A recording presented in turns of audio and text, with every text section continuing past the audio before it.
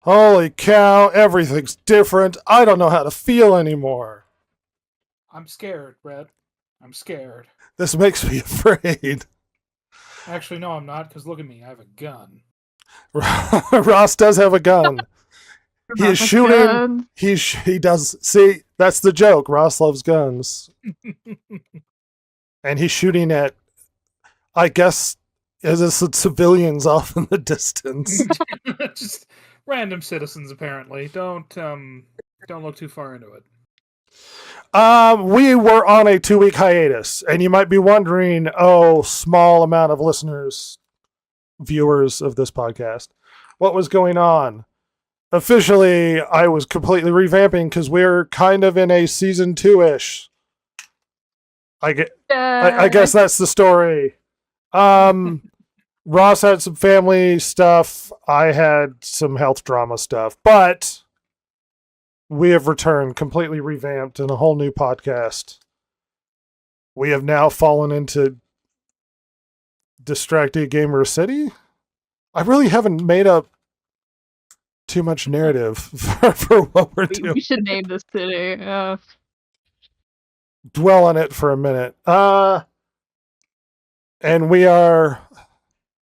I just like that I'm randomly punching. You're getting ready. Whatever, you're just getting pumped. Don't worry about it. Dr. Jason's doing karate. Yelling over there? It looks like you're kind of going, man. Thank you. Cap Cruz is weighing in, telling me how good the intro is. That intro is months in the making. And you might go, it looks like it's mostly AI. Yeah, well, getting AI to do what I want it to do is really difficult. Yes, it is. It's willful and stupid. The current image you were looking at right now is 1, 2, 3, 4, 5, 6, 7, 8, 9 separate projects combined together. Just getting character design and then having the character design into a fighting stance and then having that fighting stance displayed in a loop and then have it. Nobody cares about how difficult all of this was, but I do. Also, I'm gonna point out the obvious. Silver's green, but in the light of DG City, it makes her blue for some reason. Like a gecko. Yeah. Yes. Jason's doing karate, and I'm just punching randomly. Justice. I am justice. I am Rhett. I am so excited for the return of the DG podcast. I'm excited. Cap Cruz has rejoined us. Hopefully she enjoys herself. And hopefully the shorter intro is more enjoyable to watch and keep people interested, and they won't get bored halfway through with our TikTok minds. What, Ross? I don't know what you're talking about. Huh? Do you know how bad our attention spans are? Disney Plus has added cell phone shaped short videos. Excuse me? Yeah. Great. That's fun to look at in the living room, I'm sure. Yeah. Well, if you have the app, then you could flip through clips from Disney content. Oh, God. What, you can watch the entirety of some Disney show through shorts? You just gotta flip through them and Just one clip at a time. Great. And it's like all the Breaking Bad clips on YouTube. Get the entire show a little bit at a time. Yeah. And I enjoy myself with you. But we have returned at the turning of the tide. One of the biggest bits of news that people have been speculating about for a very long time.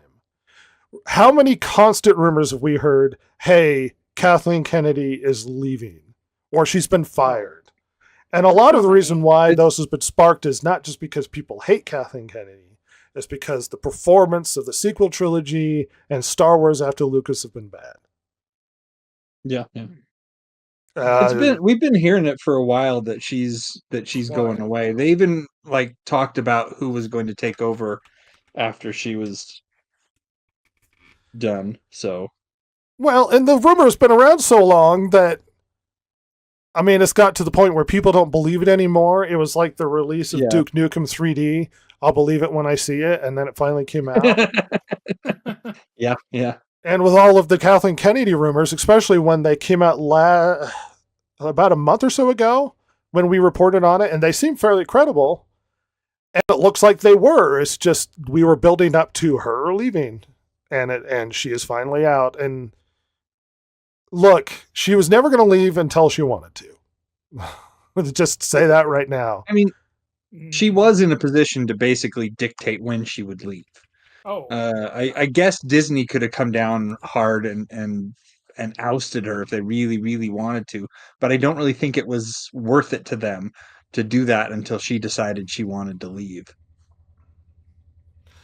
Undeniably so. And it's hard to replace someone like her when she was hand chosen by George.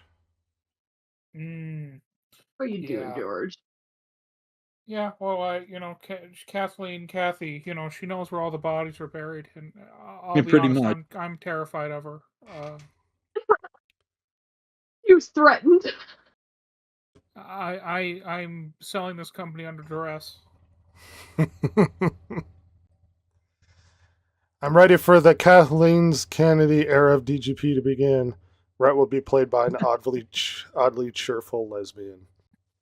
Are lesbians ever cheerful? No.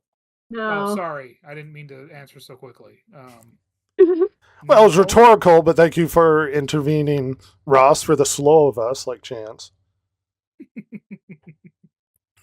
The lesbian version of me can be lesbian, but cannot be cheery. In all universes, I'm grumpy. Something, but I was gonna say, so not that big of a change, I guess. No. I am also into women, and she will also be into women. But she'll also be abrasive, and I'll also be abrasive. Yeah. Your Rhett Prey love story doesn't change much.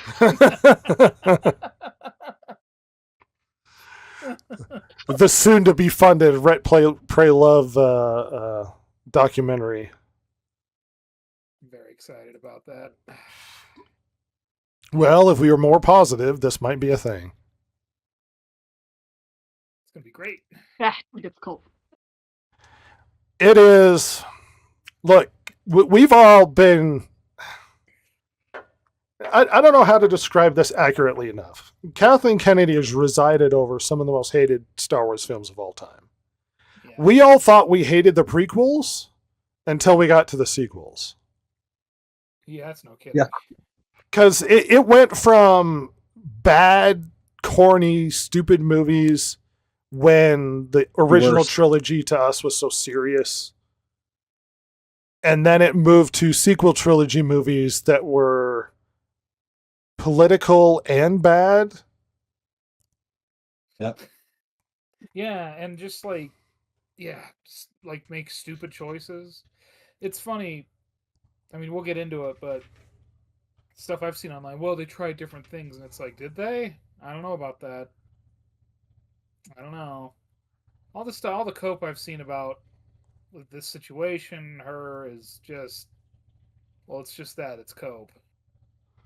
And I have a theory about this whole thing, but I'll touch on that more near the end, I think. He's going to keep that bullet in his pocket. Chance Keep says it real close. Chance says the new Jason will be a transsexual Aboriginal amputee. I can see that. That's nice. Good for him. Good for him. At least I'm still into women. At least I'm the one finally wearing the pants in this group. Like that. At long last. But on her exit interview, she spoke to Deadline and had a bunch of things to say. Why don't we, in my fancy new border, discuss this.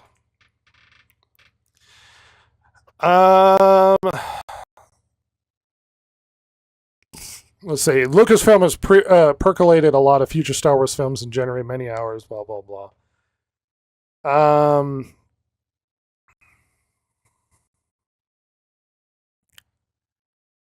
The problem. Look, I don't exactly recall where these spots are, but the problem is there are a few important things that she said in this interview. One in particular is that she has no regrets. Which is shocking because that's also claiming no fault for anything that's happened. Any of the failures and any of the bonuses. Yeah. Well, I know she mentioned at one point in this, like, well, we tried things different, and not all the fans were big into it, like stuff like that. And it's like, yeah, but The Force Awakens is just A New Hope again and worse. Yeah. And, well, different people died. To read the lows are that you've gotten very, very small percentage of fans of the fan base that has enormous expectations, and basically they want to continue to see pretty much the same thing. I don't think anyone said that. No. And if you're not going to do that, then going in that you're going to disappoint them. I'm not sure there's anything you can do about that because you can't please everybody. So just don't try. All you can try... Screw them. Yeah, all you can try and do is tell good stories. They're going to be upset no matter what we do, so we're going to do whatever the heck we want because they're going to be upset anyway. That is such a load of crap. We would have been happy if they told good stories in the Star Trek, in the Star Wars universe. That's what we wanted. We wanted something that honored the legacy that was established by George Lucas in New Hope, Empire Strikes Back, and Return of the Jedi. That's what we wanted. It didn't have to be nostalgia bait. It didn't have to follow the exact narrative that was, just a rehashing of those plots. I mean, people loved Rogue One. I did. Of the only sequel trilogy that I liked, yeah. Yeah, it was probably the most well received. Andor was popular. Let's at least read a little bit more. All you could try and do is tell good stories to try and stick to the essence of what George created. The essence of what George created. He embedded credible values into Star Wars and what it has to say. The whole idea of hope and fun and entertainment is what he's done over all these years. That's what I tried to preserve and wouldn't do that any differently, and I wouldn't change anything that we've done over the years. I understand why some people may like certain things more than others, but that's not going to change why I decided to do certain things and why I decided to work with the people that we worked with. I think that everybody came into Star Wars space. They love Star Wars. That was the first and foremost important. You want to have people coming to Star Wars and wanting to tell stories and wanting to make movies and wanting to create television shows that you respect and care about. Jon Favreau is completely different than Tony Gilroy, and they're both incredibly talented storytellers, blah, blah, blah. Oh, goodness. Let's see. Just what's this week, your excuse? Just to read some chance comments really quickly. Just this week, I've seen fan-made Star Wars content that was more compelling than Kathleen Kennedy's schlock. Kennedy's inability to read a room is the next level. Her lack of awareness, truly god tier. Rogue One was aces. Here's the problem.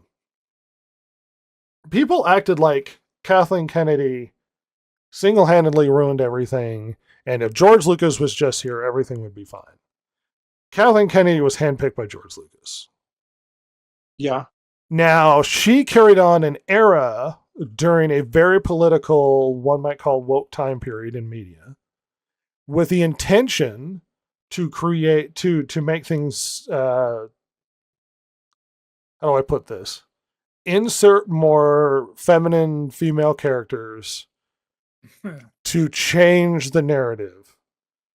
and the movies got worse. Now, that's a subjective standard from my perspective, but there are a lot of reasons why to believe that's subjective as well.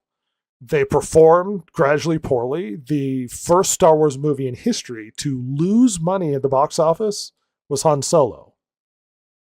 Yeah. They've had failures of TV shows. Obi-Wan was an abysmally terrible show.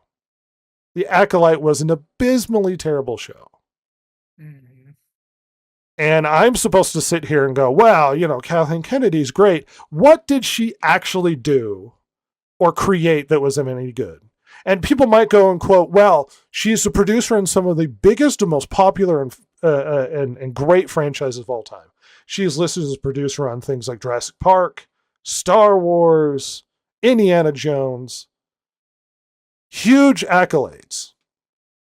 And then she gets in charge, and we get The Force Awakens. We get The Last Jedi. Mhm. The Force Awakens is one of my most hated movies of all time. It's really bad. And people might go, oh, well, it made a lot of money. It's like, that doesn't mean it's good. It just means that it was riding on the coattails of people wanted good Star Wars. Yeah. And a lot of people lied to themselves that the story was good too. We were all going to it because it was the first Star Wars movie that had come out in a while. So yeah, we were all going to see it. It wasn't until we got there and we're like, oh man, this is bad. That if we'd had that warning beforehand, it probably would have been losing money too. But I do have a question about her being a producer. So, as a producer, what is her actual job? See, me and Ross were having this. She's not the director. She's not the writer. No. She's not the actors. Well, Brett and I were talking about this earlier, and the reality is, as I understand it, and I'm not anybody in the Hollywood world, but I've done my fair share of looking into this industry, and producers, what they do specifically depends entirely from one project to the next, from one studio to the next, from one producer to the next. They can be everything from the sole creative driving force behind something happening, all the way down to they were given this title on this film as a make good, either by one of the other producers or the studio or whatever. Like, it ranges a huge gamut of responsibility. I think typically producers are there to make sure the director and the above the or below the line people have what they need to make the movie happen. Traditionally. But So- again, that can be anywhere from like I said, it runs the gamut of seriousness. So Right. So they're there to make sure that something gets produced, but they're not necessarily a creative force. They could be, but they're not necessarily a creative force. It could be that the director, the writers, those are the ones that are the entire creative team for the movie, and the producer's just there to say, here's the check to go pay for X thing, right? Yeah. Okay. So there's a lot of ambiguity as to what producers do, and they can do a lot of different things. So it's kind of a catch-all term. Yeah. Okay. So for Kathleen Kennedy to be a producer on these blockbusters, it could be that her role was as a glorified gopher, basically, and Maybe. she had no the movie had. The movie's success had nothing to do with her in particular. It would have succeeded regardless of who was the producer, as long as the producer got the stuff that the director needed. Here's the problem, Jason. I don't know what she did. Yeah. Glorified gopher, maybe. Would the movie probably been done well without her? Probably. But there are some films where producers hold the film together through spit and twine. Yeah. But it's all organizing, it's all getting everybody together, it's all coordinating the funding, it's all these other things. We don't know what Kathleen Kennedy did, but she did work with some of the greatest directors of all time who probably know how to make movies and can handle the production end whether or not she's involved. And because of the big name film she's involved with, if she never went on to do anything else but those productions, she might go down as one of the best female producers of all time. But we don't. Yeah. But because we don't know what she actually did, just that she was involved in some of the greatest movies of all time. That's the best we can say. There was. I mean, I've heard stories of producers who were on set every day, involved with everything, making sure stuff was getting done. Might not be the creative, but they're involved. The problem is Kathleen Kennedy moved from producer, whatever that means, to being in charge of the franchise and signing off on movies and picking things in a more creative process. It is her vision that directed the future of Star Wars from where she was at. It was her vision. It was what she signed off on. It was who she helped participate in. I mean, I guarantee you she was in the room, in the conversation when it came to things like casting or whether we not a female lead or that sort of thing. She was definitely in people's ears. She is a huge, important part of Lucasfilm. So if you want to blame any, because she can't be blamed or given accreditation for any one film, but she can be blamed for the course of tragedy across Lucasfilm, not just the trilogy of sequels, not just the TV shows, but the Indiana Jones film as well. The reason I wanted to kind of delve into that was I wanted to get some perspective on Kathleen Kennedy's role in those movies, because it's like you said, her name has been attached to these huge blockbuster movies. So we have that legacy of hers as she moves into the role as head of Lucasfilm. And then from her time as head of Lucasfilm, what we get is that we get basically a failed franchise. Two failed franchises. Well, define failed franchise. I would say, because if you say Star financially Wars, failed, I think all three movies did $1 billion. At least of the I would trilogy. say failed franchise in the sense of the basically the fans are so turned off at this point that they're facing a huge uphill climb to try to regain the fan support and numbers that they once could have counted on almost reflexively. You know what I mean? Like I suppose new Star Wars comes out.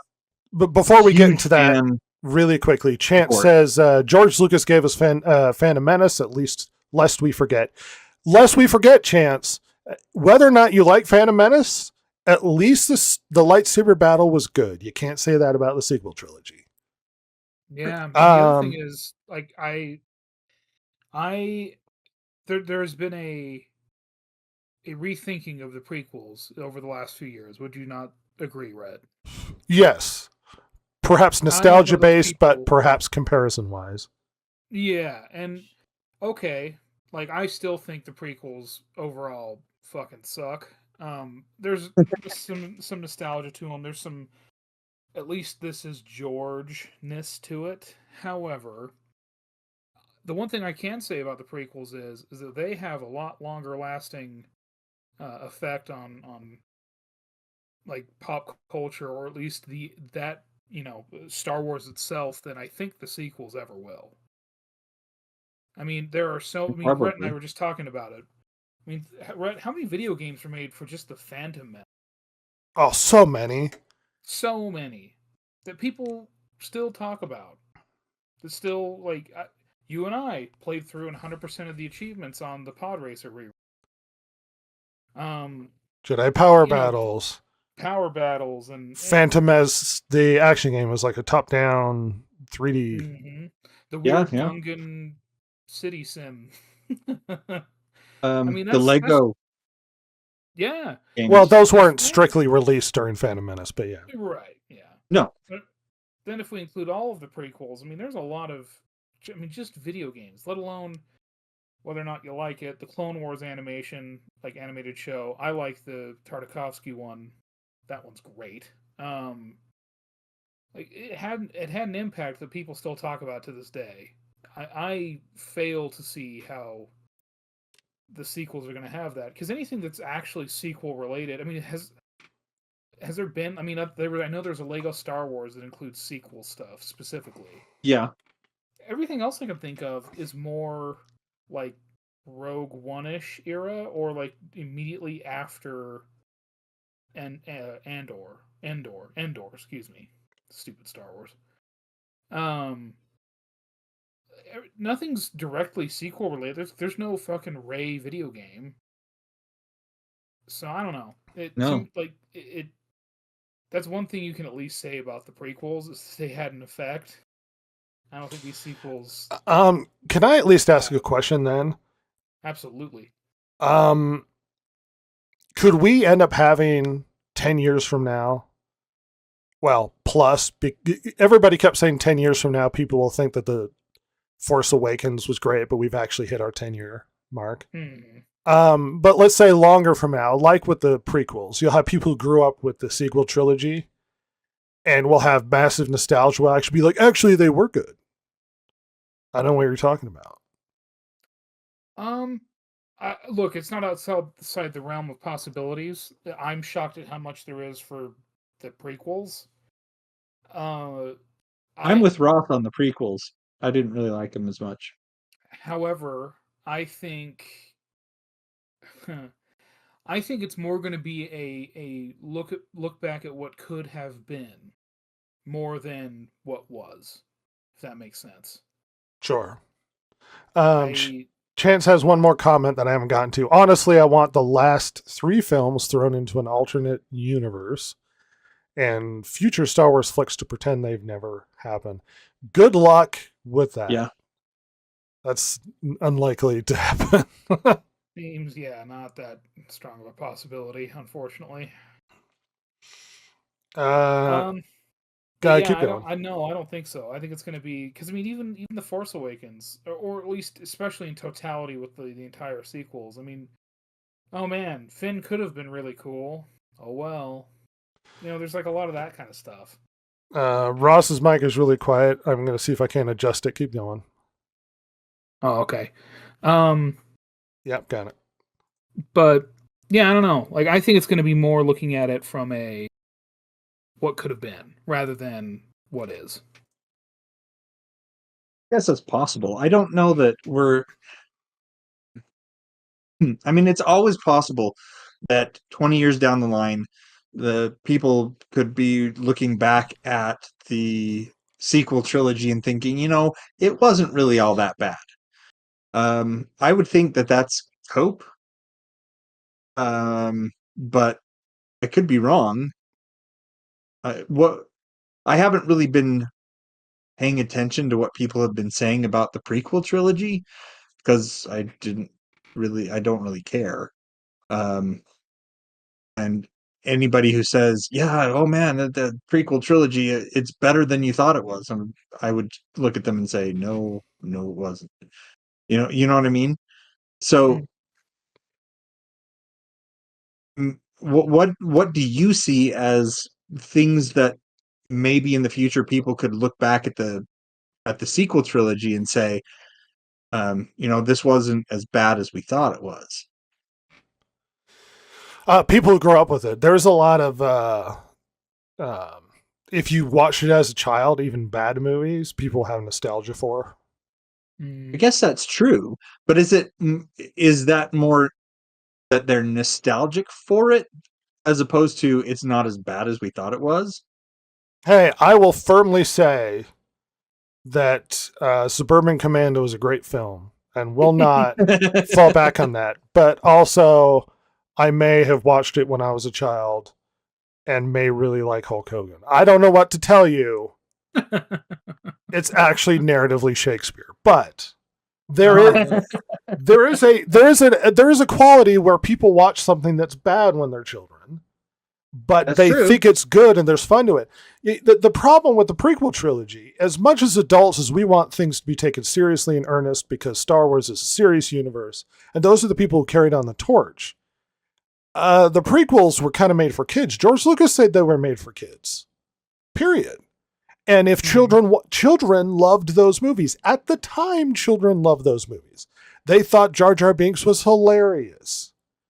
Jar Jar Binks. It cannot be understated that children will view the movies differently. Now, does that mean you can't have a movie that's good across the board? Pixar for years managed to make movies that children and adults made. And just because it's for children doesn't mean it has to be stupid. But there will be people who look back on the sequel trilogy and be like, yeah, those were actually good. I watched them as a kid and I used to watch them all the time. I'd watch them 10 times a day, blah, blah, blah. And it's like, yeah, okay. But if we're trying to have a concerted discussion about whether or not these movies were good under Kathleen Kennedy's watch, can you be objective and say that they're bad? Are there ways to say objectively the stories are bad? Now, I think you can, based upon bad story structure, look at Last Jedi and Return of Skywalker, right? J.J. Abrams practically removes stuff that Rian Johnson sets up in the second one, almost like he hates him. Yeah. Rian Johnson destroys Snoke in the second one when J.J. Abrams set it up to be the big bad guy. It's almost like they disagree with each other as films. Yeah, they do. Now that you say that. The third one just drops storylines. Like in the second one, it goes, well, Rey didn't have any parents. They were nobody. And then in the third one, he's like, they are nobody. They're just the grandchildren to Palpatine. Well, that's not nobody. He almost actively undermined everything Rian Johnson did in the third movie. I think objectively you can say they're bad films. They weren't planned properly. They were thrown together at the last minute. They cost way too much. Narratively, they're a mess. The narrative in the third movie is that the Star Destroyers don't have a navigation capability of knowing which direction is up. This is a thing in the movie. Mm-hmm. That's so dumb. We went from it takes a giant station the size of a moon in order to generate enough energy to destroy a planet to The Force Awakens. He can drain a star and shoot 7 planets at the same time. Not to mention the fact that light speed alone would take years to travel to planets far enough away. Right. It happens almost instantaneously. Nobody talks about the fact that a planet-sized gun where they can move the planet would throw off the gravitational pull of everything around it. That alone would destroy solar systems. No one has mentioned the fact that because it's near no star, the surface should be frozen solid with because there's no heat. All of these problems caused by just a bad storytelling. And you might just go, well, it's Star Wars. It doesn't have to make sense. You can try. Yeah. You can try. I mean, and then to undermine, look, the point of the original trilogy is Anakin Skywalker gets redeemed at the end. Yeah. And they basically, by destroying the Emperor, and they basically destroyed his narrative. And the new character shows up, and she's the greatest Jedi ever, and she's the chosen one, and she defeats the Emperor, and even appropriates the Skywalker name at the end of the film. I think you could objectively say these are bad movies. Before we get too far with your responses, I mean, Suburban Commando is more entertaining than the Lord of the Rings film. So, Chance, hot take. You're cruising for out with soap, dude. You're cruising for a single nut because I will kick you. Chance has had a long-running problem. Well, see, here's the problem. Chance has damage to his prefrontal cortex and has the problem paying attention to anything beyond a TikTok video. So he gets really antsy like a child at church, constantly squirming in his chair, and can't watch anything longer than 5 flipping seconds. So yeah, he has problem paying attention or listening to anything that's actually any good. I know it's a problem with your mental disorder, Chance. I apologize. Hopefully you don't pass it on to your children, and they're also retarded. Let's move on. Responses to what I said before? Yeah, I think they are pretty blatantly not good, and it's going to be hard for anyone that wants to come back and be like, no, they're actually. That's why it will be. There were aspects of this that could have been good, but they dropped the ball. It's the lost potential, man. It's the So much so. So, in just discussing this, one of the things that came to mind is it's a Jim Henson movie. It's The Dark Crystal. I loved that movie as a kid. I still like it as an adult. However, I do recognize that one, it's not a great movie. it's It's boring. kind of slow and boring in places, Mm. and there's some things that are like, too obvious that it's a puppet in certain places. And I don't mean the main characters, because they're obviously puppets, but there's these um, creatures that it's basically guys on stilts, and it's like, you could have done that better, guys. So You're telling me while there Kermit's is not real? nostalgia, what was that? Tell me Kermit's not real? No, sorry. While there is Oh. nostalgia there, I can honestly say that it's not a great movie. So I don't necessarily see that people are going to go into the future in this and say that we should revisit these because they're better than we thought. I do think that people have the capacity to look at something and say, that's the nostalgia talking, and they have the capacity to say, yeah, I realize that as a kid I like this thing, but that doesn't mean it's any good. I don't And I think. can still find enjoyment with it. Well, just because you've self-reflected on the movie being bad from different eyes, I don't think a lot of people are capable of self-reflecting whether or not their opinions are good or bad. I would say, and this might sound horrible of me, I would say 99.9% of people do not have enough self-reflection to realize their opinions aren't very good. Wow, sucks to be them. Yeah, I mean, you're probably not wrong. No. And guess what? I probably have opinions that are probably pretty poor. Jason definitely does. But that's not to say the sequel trilogy in and of itself are great films. They are hugely, massively flawed films. And I think accepting mediocrity is not something we should be doing. And we should not ignore the fact that it's not just one movie, it's the trilogy, it's The Acolyte, it's Obi-Wan, it's Han Solo, it's the terrible Indiana Jones film. All of this oversawn by Kathleen Kennedy. Apparently, when Kathleen Kennedy read the script for The Acolyte, she cried. Because it was so moving. And the story of the twins that lost each other and one became evil or whatever. Wow. Rather than crying because it was so terrible, she cried because she enjoyed it too much. And she greenlit this because she thought it was amazing, and the show was so bad it was canceled before season 1 was done airing. Yeah. Lest we forget. This to me points out that Kathleen Kennedy may be an amazing administrator. Maybe. Amazing administrator. Terrible on the creative side. And that should have been like separated from her duties, maybe. Well, what were the final numbers for Rise of Skywalker? Absurd amounts of cost. There's no way that movie made money, even though it made over $1 billion. Yeah, didn't they figure it was like almost a $600 million budget? Yeah, and they advertised the bejesus out of that. Yes. It's very possible that movie lost money. Yeah.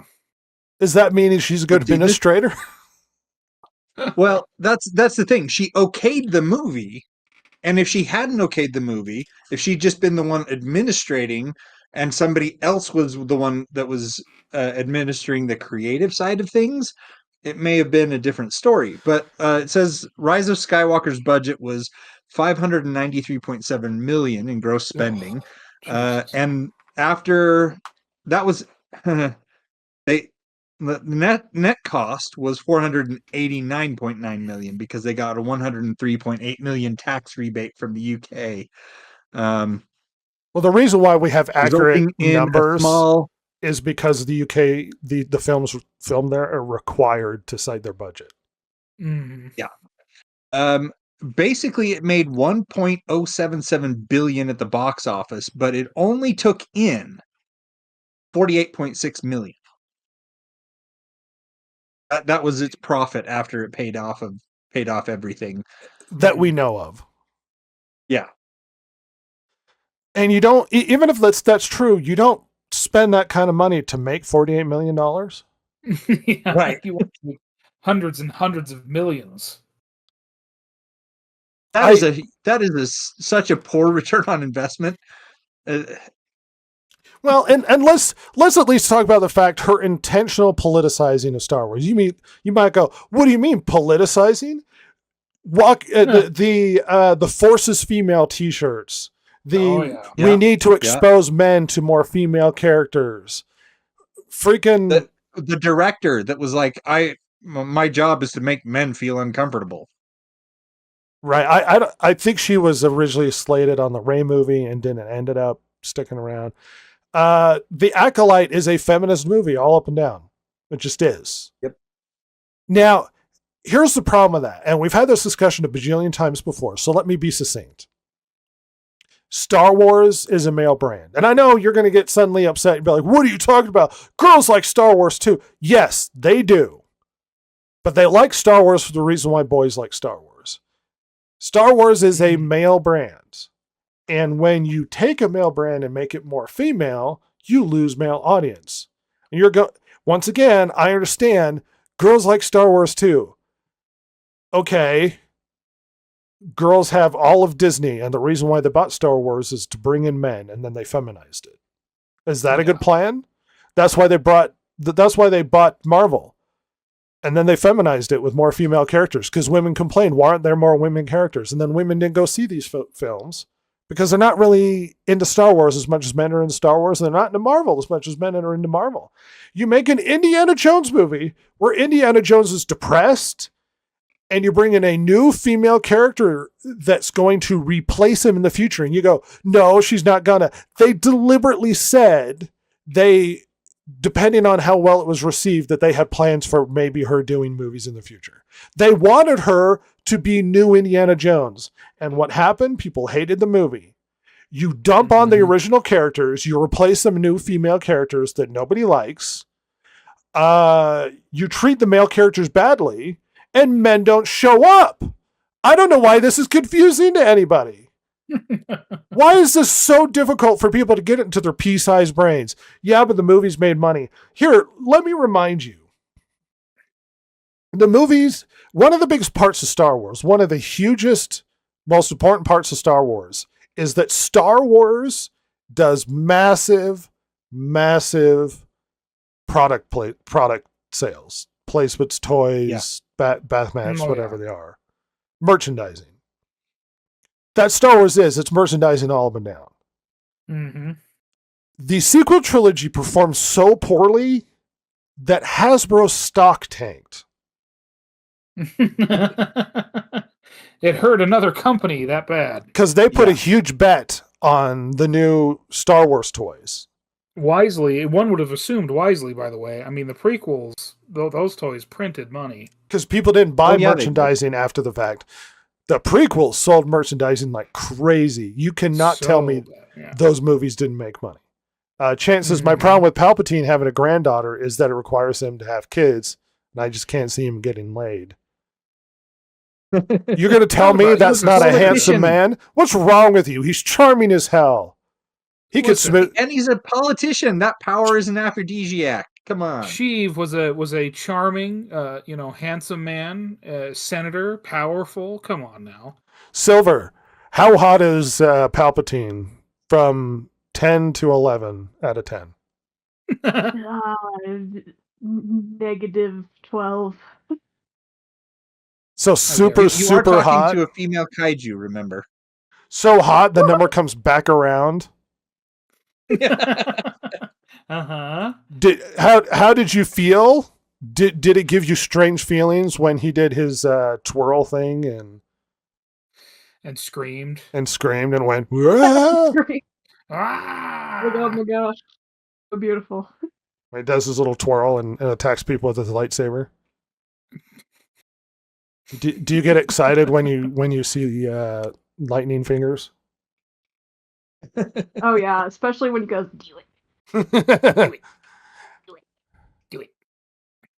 He has so much power. You don't think women aren't throwing themselves at him? Chance.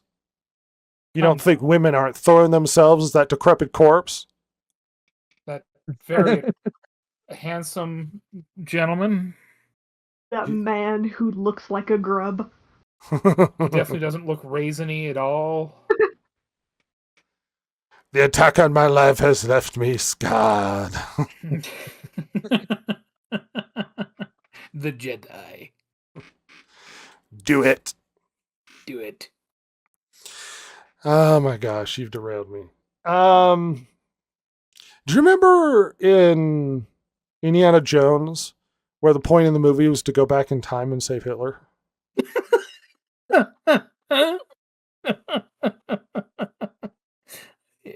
I sure do.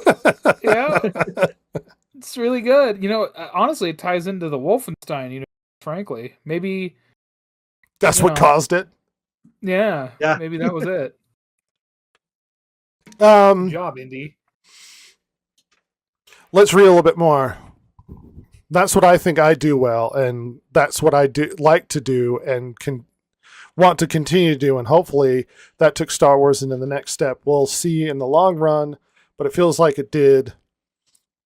It feels like we expanded the universe. We brought new audiences in, and I think that's the most difficult thing to do with franchises in general. But especially with something like Star Wars, where George created something that became part of everybody's childhood. Every single filmmaker that walks in and wants to work on Star Wars, the first thing they say to me, the first thing I hear is, let me tell you about when I went to see Star Wars for the first time with my dad. I guess they brought in new audiences, but the And idea chased here out is old that ones? you don't want. Well, Yeah. you either need to keep the old audience and bring in some new blood, or you need to bring in so many new people that they can flat out replace anybody that's leaving. And all they did was like replace one or two people while there was a vast emigration, an exit, if you will, from the Star Wars fandom, a general exodus. And they didn't bring in enough people to replace the ones that they were alienating.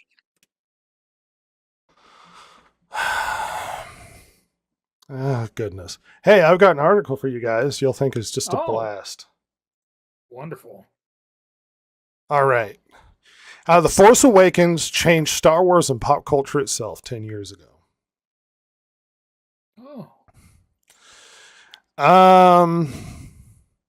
Today, the Star Wars franchise remains as bountiful in content as ever, though its cultural significance has decayed into a shell of what it formerly was. There are countless factors and opinions on where Lucasfilm went wrong. Yet on the 10th anniversary of The Force Awakens, that is, Maz Kanata said, a good story for another time. Instead of repeating a decade's worth of well-trodden discourse, let's reminisce on an era of pop culture gone by, from politics to the state of the film industry, blah, blah, blah. Star Wars used to be a more popular IP. That's true. Yeah. Yeah. No problem so far. Uh-huh. Rey is the audience surrogate for the idealized Star Wars fan. Oh my god, what? Stupid? What? A person who longs for the kind of belonging and sense of adventure that wash over her when she hears these tales of old. More powerful and capable than she knows, Rey's self-doubt and imposter syndrome constantly stop her from realizing her full potential throughout the movie.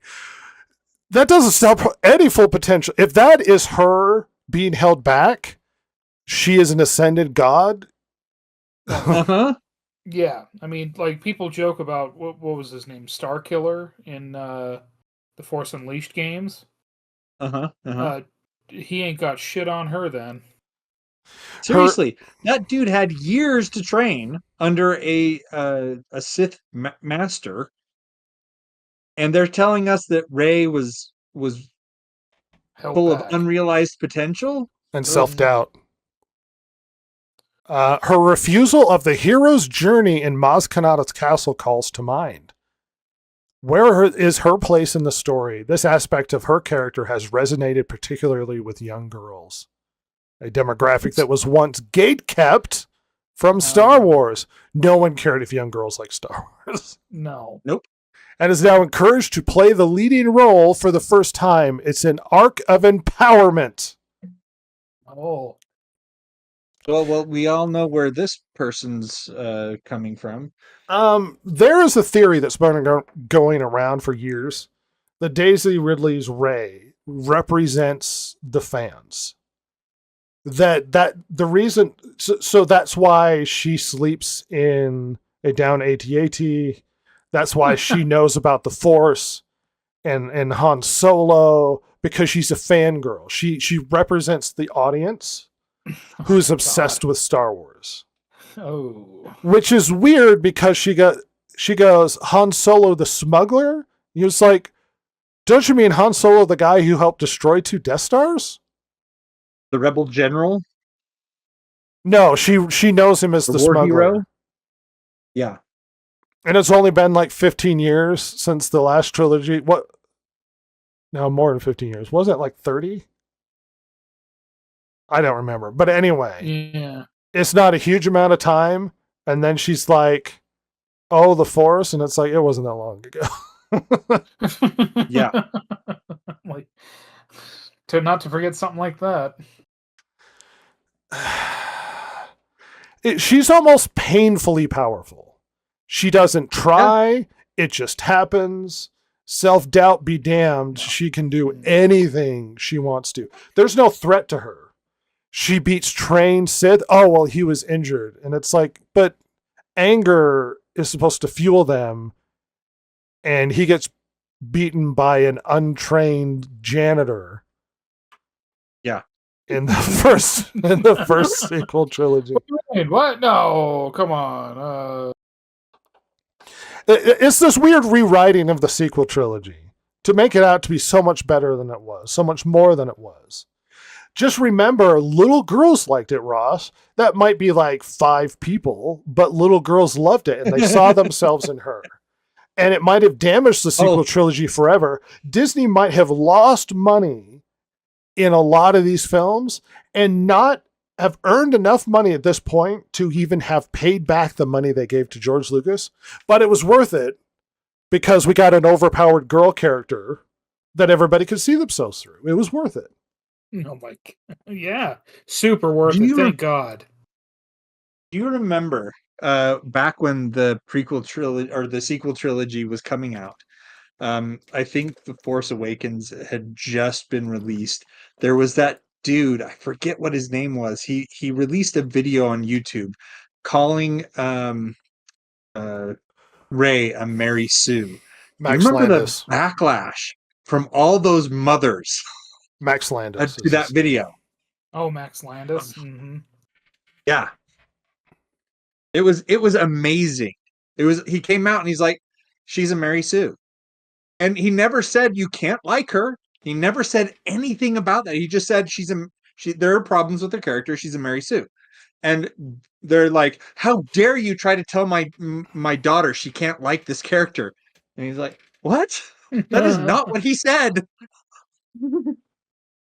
I would like to hear Silver's opinion on this. Not that you aren't tainted by the amount of peer pressure of us expressing dislike for Rey, but you were younger as these movies came out. Did you have an attachment to Rey? Did you see her as overpowered initially? Did you change your opinion over time? What did you think of the female-led sequel trilogy? I forget when these came out and how old I was, but I'll be honest, I've never liked Star Wars. See? There you go. Come on. A majority of women don't care. Yep. Yes.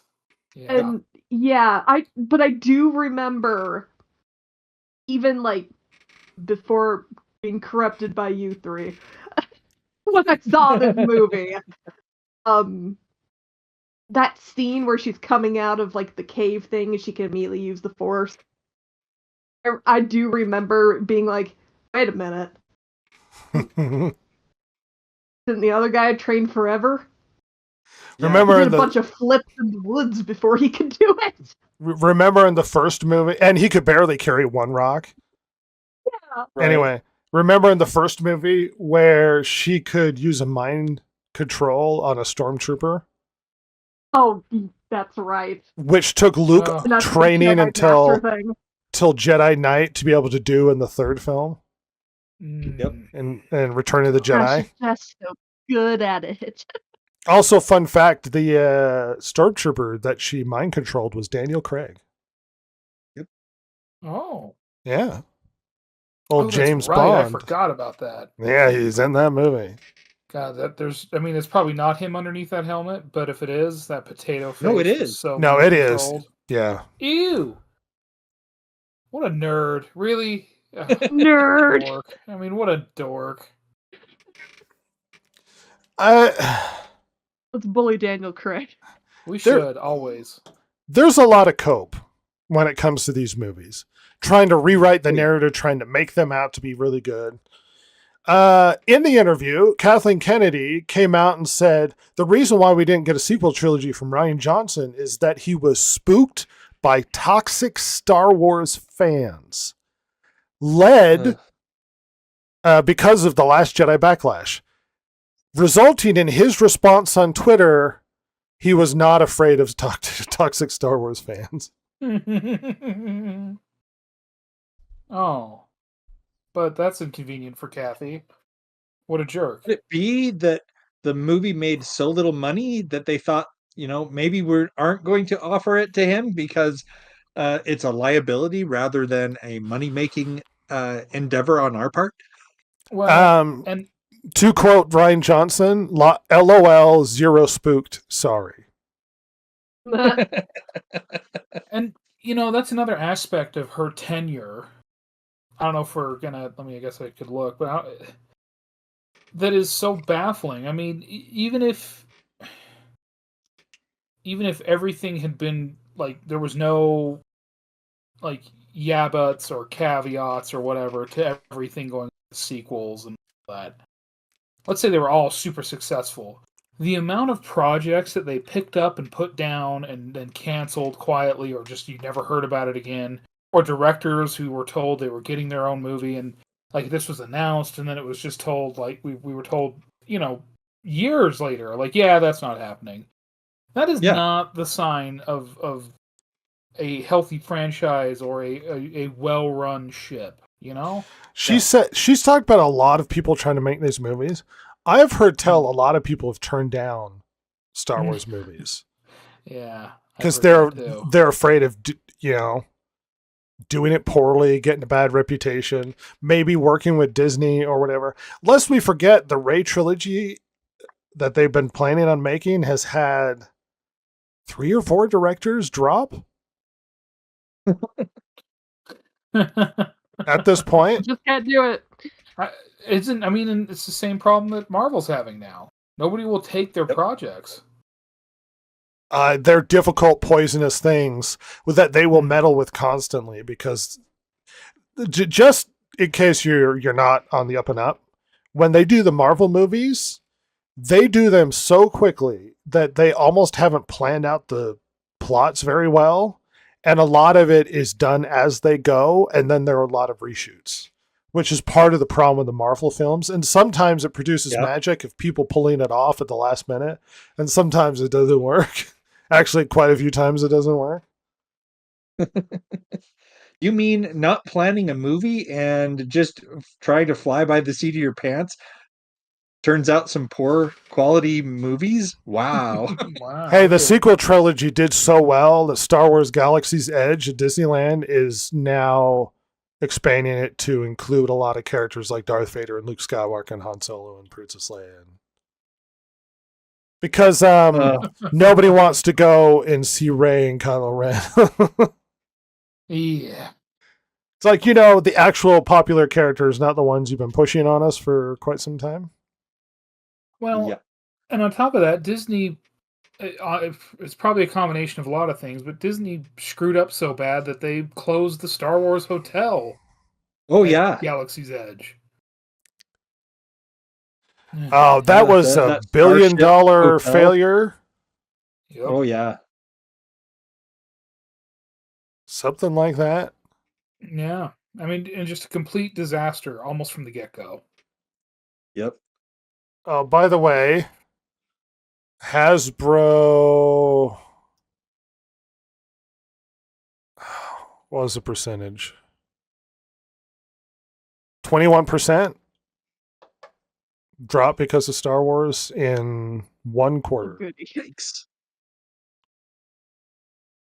And that was, That's insane. When a movie tanks so hard, it takes another company down with it. well, some Oof. people blame that the sequel trilogy was part of the reason why.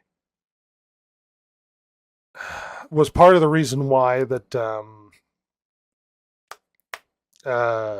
Toys R Us went down because the sales. Yeah, No, not Jeffrey. No. Jeffrey, no. Well, and now we could sit here and go, oh, well, Kathleen Kennedy's terrible and her legacy will be terrible. I could tell you unequivocally that her tenure will go down as very hated. Not just because of the damage to Star Wars and the brand. One of the most valuable brands in existence is now almost useless, and they can't make money from the films. But Indiana Jones, which people were clamoring for a new one, they made a depressed, morose Indiana Jones that doesn't have a family, where his son dies in Vietnam. No. Well, and you know what? That I guess this is a good time to. So the thing we always heard was that Kathleen Kennedy was going to leave when she on a high note, right? Right.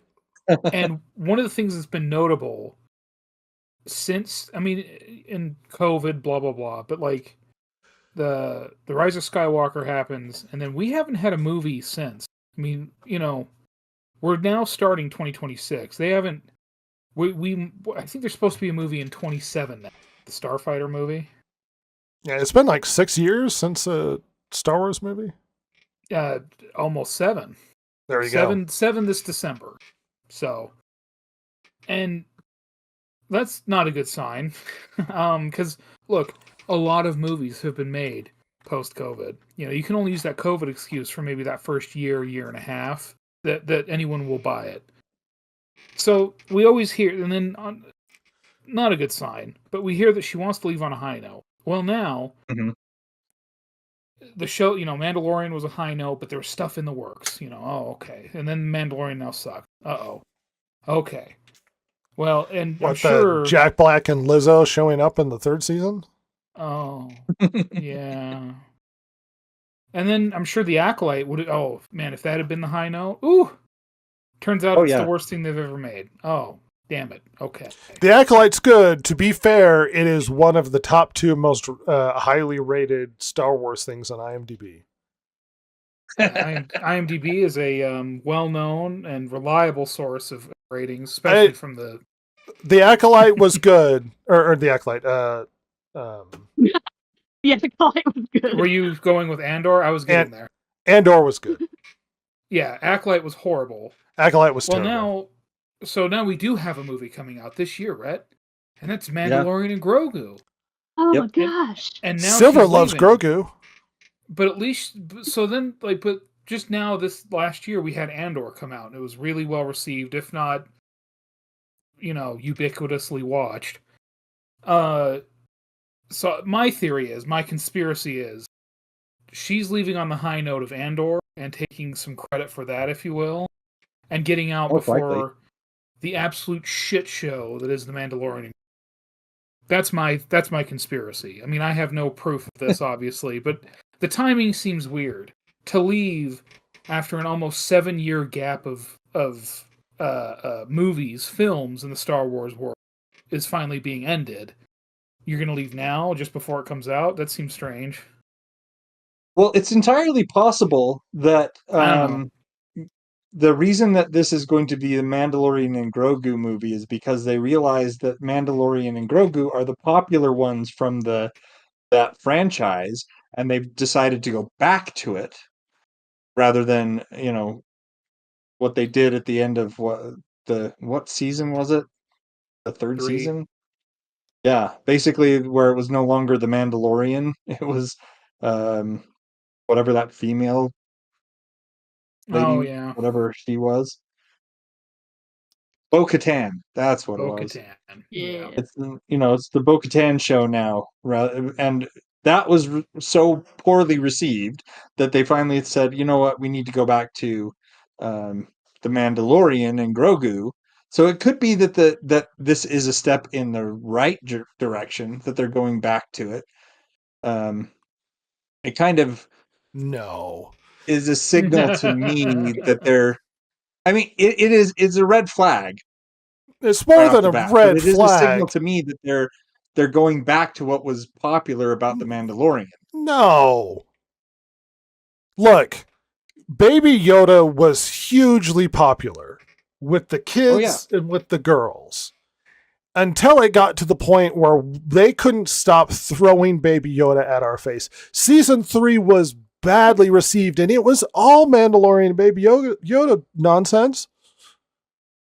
It was Baby Yoda was joining the Mandalorians. He was doing flips as a puppet. Where they very clearly threw him from off screen. I think actually I saw thought the that- behind the scenes. They were using a stick to twirl him, Oh, dear God. and then they would eliminate it digitally.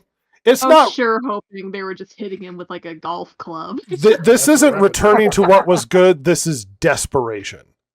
They don't know what to do, and the best thing they can produce in Star Wars is a freaking Baby Yoda puppet and a guy who barely talks.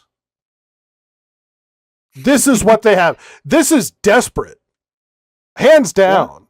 This is Marvel Doomsday level of desperate, where they don't know what to do, so they're just throwing crap at the wall. They're like, spend any amount of money it takes, bring back Robert Downey Jr. That's such a bad move right there. Desperation. And let's at least look towards the future.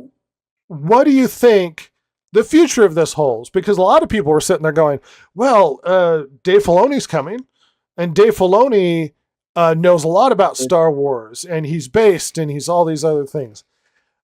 I will tell you right now, Dave Filoni is just as bad as Kathleen Kennedy ever was. Yeah. He has given speeches about inclusivity and making Star Wars more female. He's given speeches about how getting rid of men with privilege in Star Wars. Like, he is one of the worst to possibly inherit this. He is continuing on the legacy. As much as you might think Kathleen Kennedy's terrible, she was chosen by George Lucas, as was Dave Filoni, who was chosen by George Lucas. Dave Filoni is so obsessed with these female characters that we have Ahsoka. George Lucas wanted to kill her because there are supposed to be no Jedi left, and Dave Filoni wouldn't let her die. He sent her to an alternate universe to be saved from being killed in the Purge or whatever. And you go, well, there's not supposed to be any Jedi left. Well, I'm not a Jedi because I left that organization. Oh my gosh. Ahsoka's terrible. She's a terrible character. And Dave Filoni is a champion of it. And you go, yeah, but he's been involved with stuff that's good. And Dave Filoni was involved with The Acolyte. By that same logic, Kathleen Kennedy was involved with stuff that was good. And look what we got. So he was directly involved with The Acolyte, not just kind of involved with The Acolyte. So I put an article on the document. It's called "Disney and Lucasfilm Wave White Flag on Star Wars," and it basically talks about the fact that we're going to have. And this, to me, is kind of one of those things that it almost makes sense that they should have done with Kathleen Kennedy. They have they're going to have two co-presidents of Lucasfilm. It'll be Dave Filoni and Lin Brennan. But she's been like the business head for a long time, so she's the person who holds the purse strings. Then you're going to have Dave Filoni, who's going to be mostly probably in charge of the creative side of stuff. Well, yes, that's kind of what I was trying to get to, but yes. The way that the article was presented is that the author saw this as not a win for us, like you've been pointing out, but actually this is Disney basically waving the white flag here and saying we just don't care about it anymore.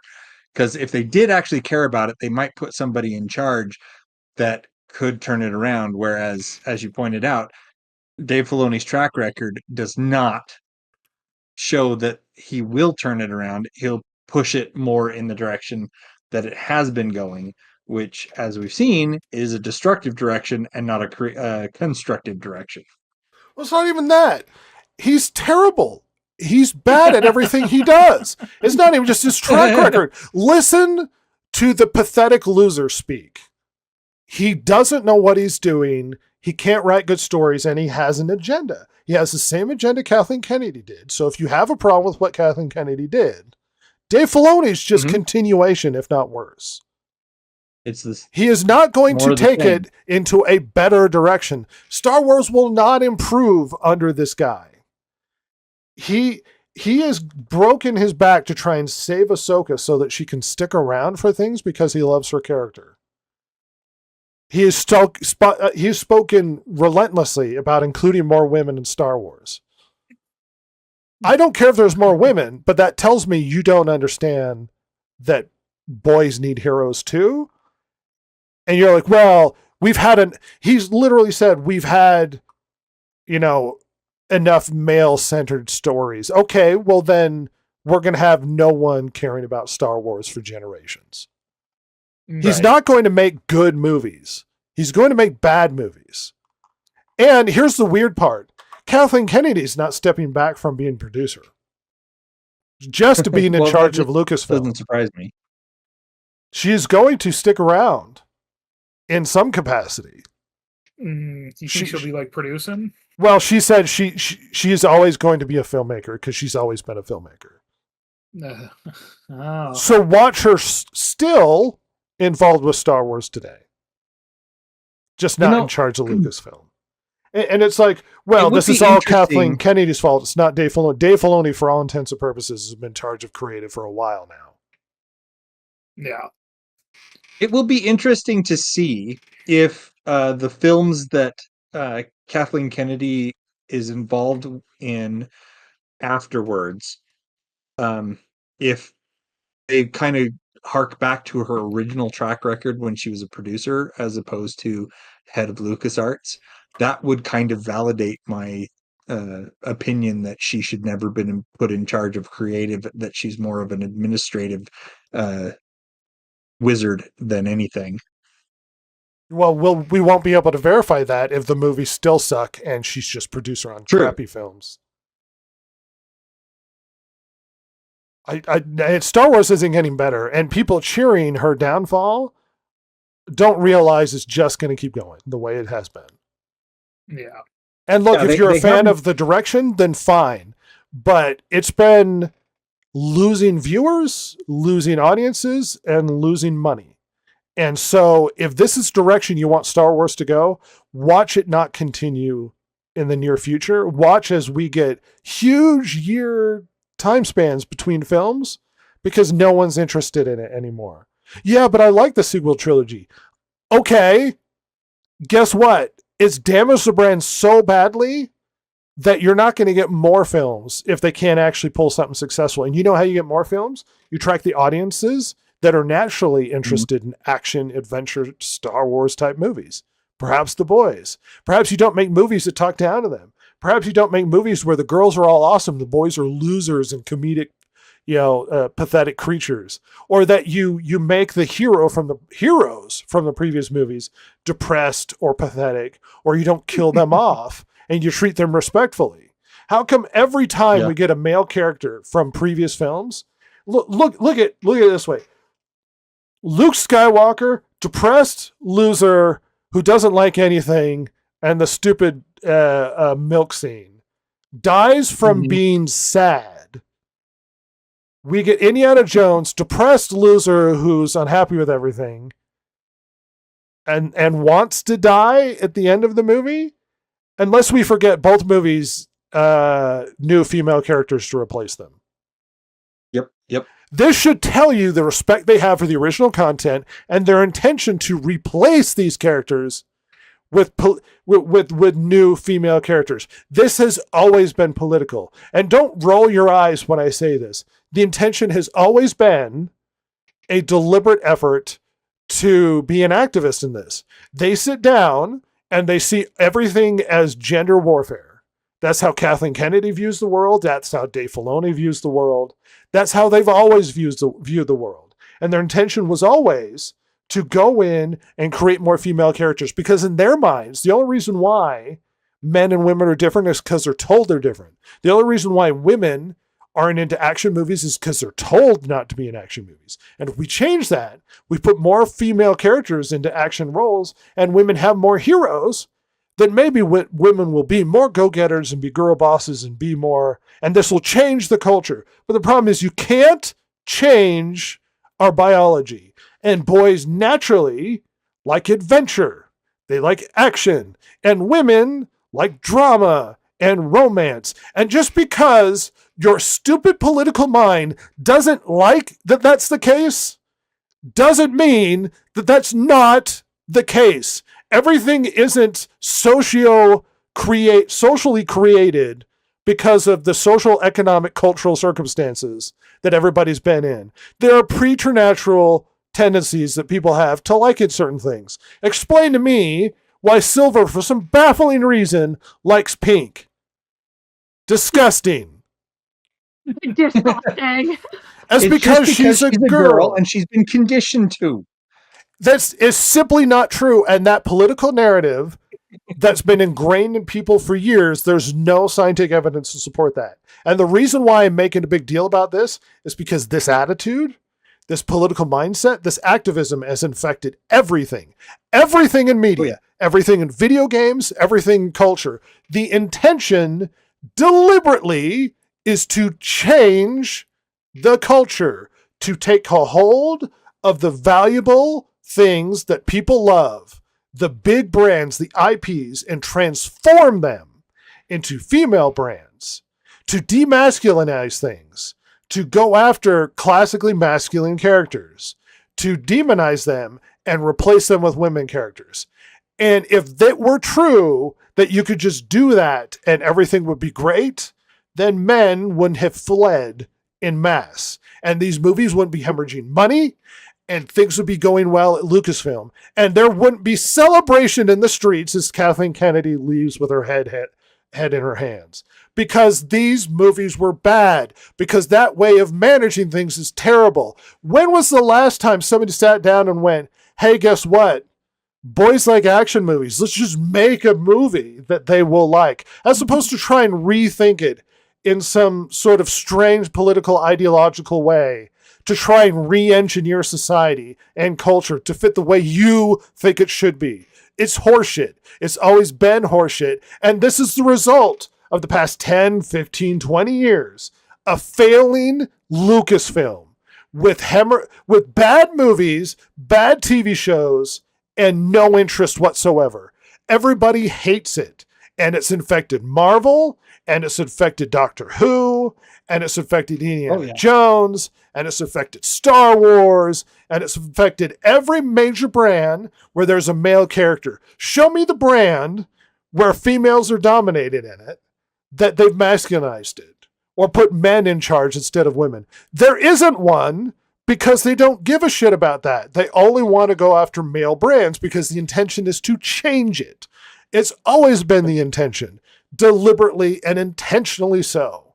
It's horseshit, and Kathleen Kennedy is one of the peak perpetrators of this. Tell me the intention wasn't to change Star Wars into something more feminine when she's walking out with a damn t-shirt that says the Force is female. You're going to explain that has nothing to do with them deliberately trying to change everything? Oh, because it did. And they were trying to do it. And then we get the Marvels, one of the most expensive and biggest failures in Marvel history.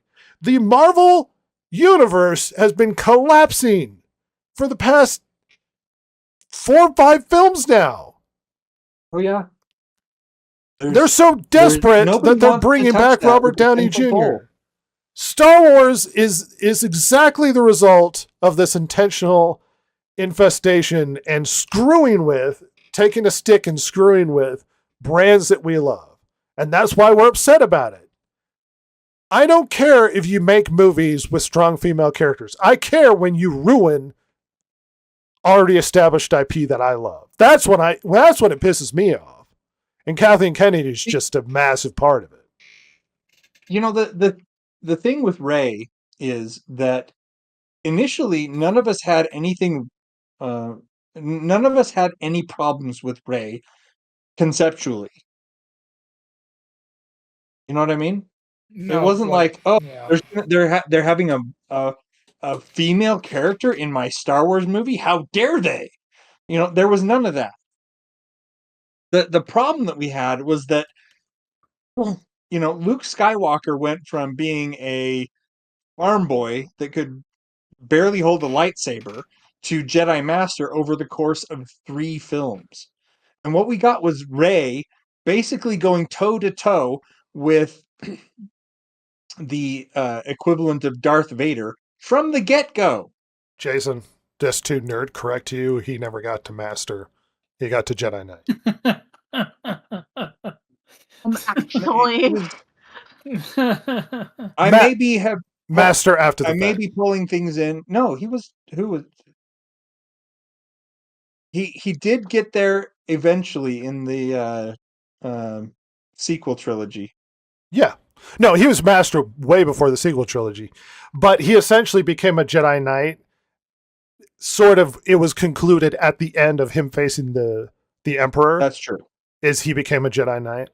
I'm just nerding you right now. It's I've derailed your point, but you know what I mean. No, I mean, so he went from being farm boy, know nothing, to someone who could stand toe to toe with Vader, but it took him 3 movies, and there was training that went on during that time. Rey did that in the first film with no training.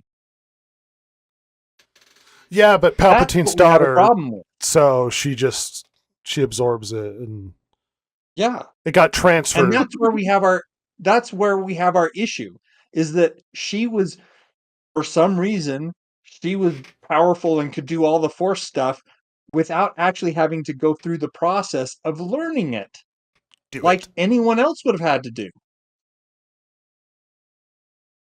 Yeah, I mean, she's a bad character, and we've established this over the. We don't need to belabor too much. The point being, Kathleen Kennedy presided over bad era in Star Wars, and good. And now we're getting Kathleen Kennedy Part 2 in the guise of David Filoni, and we're supposed to be happy about that. Yeah, we're supposed to pretend it's going to be good because it's a guy, and it's like, no, he's also bad. He's really bad. He's a moron. Yeah, objectively horrific moron. So I have no hope for the future Star Wars. It's a good sign the the Wicked Witch is dead, but she's being replaced by a horrific golem creature with a cowboy hat. Yeah, a dork with a cowboy hat. Great. Awesome. I'm excited.